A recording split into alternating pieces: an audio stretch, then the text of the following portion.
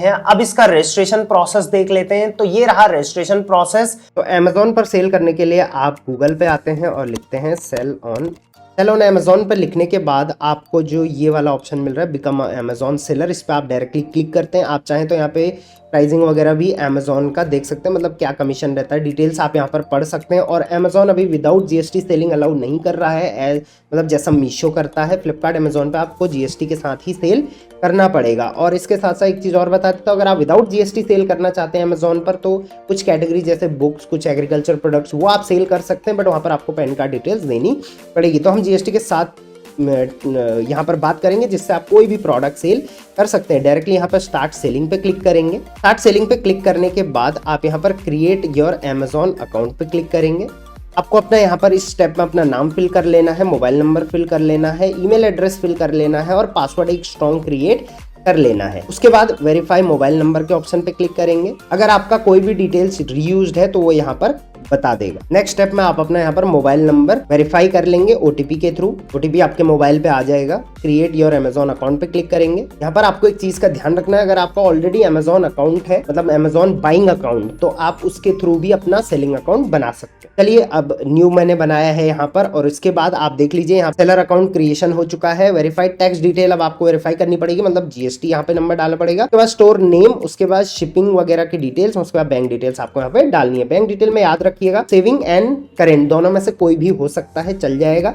But आपका GST number है उसमें जो ट्रेड नेम है और बैंक ट्रेड नेम और बिजनेस नेम है, इन दोनों में से एक नाम से आपका बैंक अकाउंट होना चाहिए, तभी वो लीगल माना जाएगा। चलिए यहाँ पे जीएसटी नंबर हम फिल कर लेते हैं। जीएसटी नंबर आप यहाँ पर डालते ही यहाँ पर आपके जीएसटी की सारी डिटेल्स यहाँ पर मतलब ऑटोमेटिक जनरेट होके आ जाएंगी, क्योंकि ये ऑटोमेटिक सिस्टम है। अगर आपका जीएसटी ऑलरेडी यूज्ड है तो वो भी यहाँ पर बता देगा, इनवैलिड है तो वो भी यहाँ पर बता देगा। कंटिन्यू टू वेरीफाई पे क्लिक कर लेंगे। जीएसटी वेरीफाई करने के लिए आपके मोबाइल नंबर और ईमेल एड्रेस पे एक ओटीपी आएगा, और ये उसी ईमेल आईडी और मोबाइल नंबर पर आएगा जो आपका जीएसटी में रजिस्टर्ड है। ये ओटीपी या तो आपके मोबाइल नंबर और जीएसटी पे आता है, तो दोनों में से आप दोनों ऑब्वियसली आप उसको उठा के यहाँ पर फिल कर लीजिए, या तो आप रिसेंड कर लीजिए, नहीं आया तो उसके बाद सबमिट इसको कर देंगे। सबमिट करते ही देखिए यहाँ पर आपका टैक्स डिटेल जो है वेरीफाई हो गई है। अब स्टोर नेम आपको यहाँ पे क्रिएट करना है। स्टोर नेम मैं आपको बता दूं कि आपके कस्टमर को भी दिखेगा और आपको भी दिखेगा, मतलब कि आपका जो अकाउंट नेम होगा, स्टोर नेम होगा, वो आप अपनी दुकान का नाम रख सकते हैं, अपने एंटरप्राइज या अपने बिजनेस का नाम रख सकते हैं। बहुत इंपॉर्टेंट है,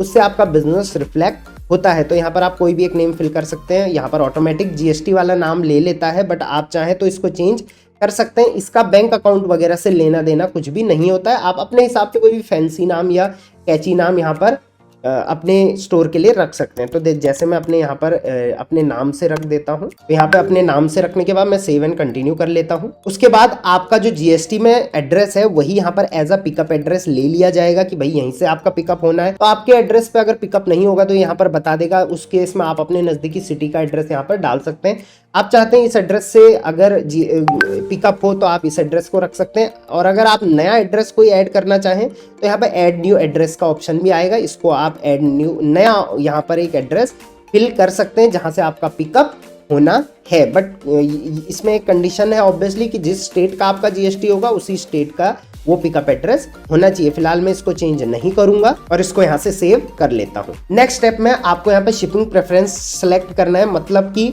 आप इजी शिप के थ्रू जाना चाहेंगे या सेल्फ शिप के थ्रू जाना, मतलब आप खुद अपने प्रोडक्ट कस्टमर को भेजेंगे या अमेजोन आपके प्रोडक्ट कस्टमर तक लेके जाएगा। तो ऑब्वियसली आप एक नए सेलर हैं तो आप इसको अमेजोन इजी शिप पे ऑटोमेटिक क्लिक है, इसको आप कर सकते हैं। अगर आप बड़े सेलर हैं, आपका सेल्फ शिप ऑप्शन है, खुद की लॉजिस्टिक्स है, या आप किसी और लॉजिस्टिक्स से टाई अप कर सकते हैं, तो यहाँ पर आप सेल्फ शिप का ऑप्शन भी क्लिक कर सकते हैं। लेटर ऑन आपके पास ये दोनों ऑप्शन होगा, आप दोनों से भी कर सकते हैं। तो यहाँ पे कोई घबराना नहीं है, आपको सीधा इसको नेक्स्ट कर देना है। मैं सेव यहाँ पर कर लेता हूँ, और यहाँ पे जो भी नोटिफिकेशन आते हैं फिलहाल आप शुरू में इसको इग्नोर कर सकते हैं। लेटर ऑन ये सारे ऑप्शन आपके पास अवेलेबल रहेंगे।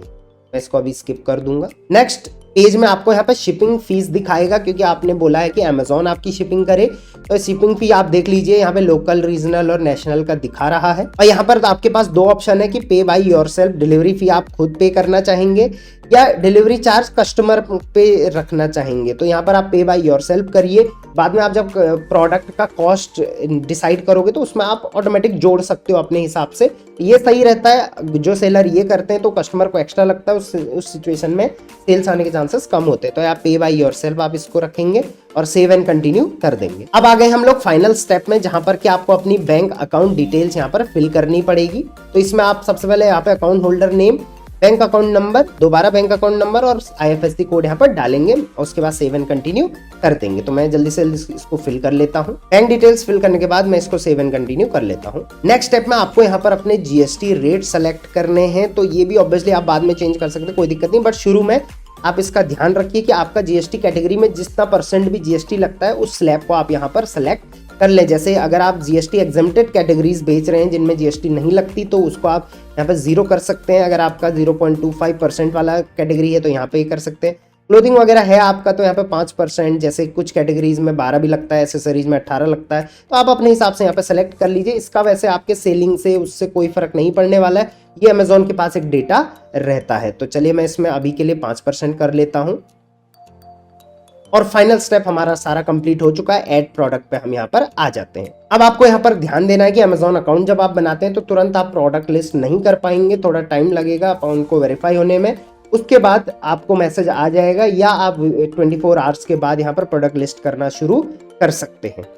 अब मैं यहाँ पर click here to add product पे क्लिक करता हूँ। तो जैसे ही मैं ये क्लिक करता हूँ ये डैशबोर्ड आपके सामने आ जाएगा और यही है अमेजोन का सेलिंग डैशबोर्ड। इसमें आप चाहें तो एनेबल 2 स्टेप वेरिफिकेशन यहाँ पर जरूर कर लें, जिससे क्या होगा कोई भी अगर आपकी आईडी लॉगिन करेगा तो यहाँ पर OTP मांगेगा। तो आप चाहें तो इसको एनेबल कर सकते हैं, ये भी आपका OTP से वेरीफाई हो जाएगा। अब हम चले जाते हैं यहाँ पर अमेजोन सेलर सेंट्रल पे आप क्लिक करेंगे। यहाँ पर देखिए स्टोर नेम आपका यहाँ पर आ चुका है।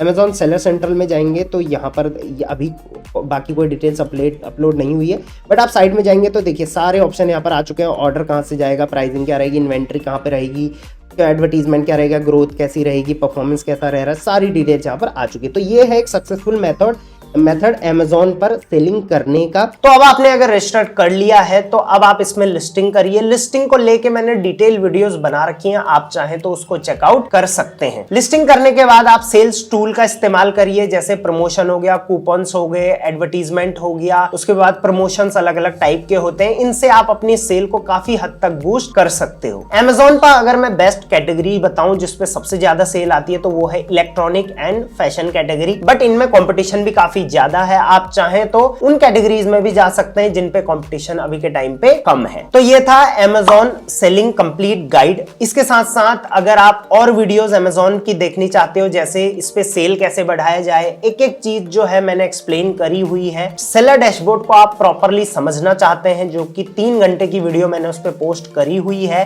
तो आप अमेजोन हेल्प प्लेलिस्ट पर जाकर सारी वीडियोस चेकआउट कर सकते हैं और अपनी सेल बढ़ा सकते हैं। एंड मेरी टीम को कांटेक्ट करके आप फ्री ऑफ कॉस्ट उनसे गाइडेंस ले सकते हैं। पहली टिप, प्राइसिंग आपको प्रॉपरली करनी है। जब भी आप अपना प्रोडक्ट लिस्ट करोगे तो आपको एक प्राइस सेट करना पड़ेगा। वो प्राइस आपने प्रॉपरली सेट करके रखना है। उसमें आपको रिटर्न्स, एडवर्टीजमेंट, सारा कॉस्ट को रिइंबर्स करके आपको प्राइस सेट करना पड़ेगा। मार्केट में कंपटीशन में मत उतरिए, आप अपना प्राइसिंग प्रॉपरली करके रखिए। प्राइसिंग से रिलेटेड मैंने बहुत सारी वीडियो बना रखी है जहां पे मैंने बता रखा है कि प्राइसिंग कैसे करते हैं अपने प्रोडक्ट की प्रॉपर, तो वो वीडियो आप जरूर देख लें। और फाइनल टिप मेरी तरफ से रहेगी रिकंसिलिएशन। इस पर भी मैं डिटेल वीडियो बना चुका हूं। इसका मतलब होता है कि जब आप बेचोगे तो आप बेचते रहोगे, प्रॉफिट आपको आता रहेगा, आपको रेवेन्यू आता रहेगा, तो आपको पता भी होना चाहिए कि आपका प्रॉफिट कितना हो रहा है। उसके लिए आपको प्रॉफिट एंड लॉस कैलकुलेशन आनी चाहिए, जिसको रिकंसिलिएशन बोलते हैं। तो उसकी भी डिटेल वीडियो आप चेकआउट कर सकते हैं। तो चलिए वीडियो के एंड में हम आ गए हैं। चैनल को सब्सक्राइब कर देना ऐसे ही अमेजोन रिलेटेड वीडियोस के लिए। और आप अभी अमेजोन पे नए हैं तो डेफिनेटली आपको सीखना बहुत ज्यादा जरूरी है। Till then, thank you very much, keep selling on Amazon.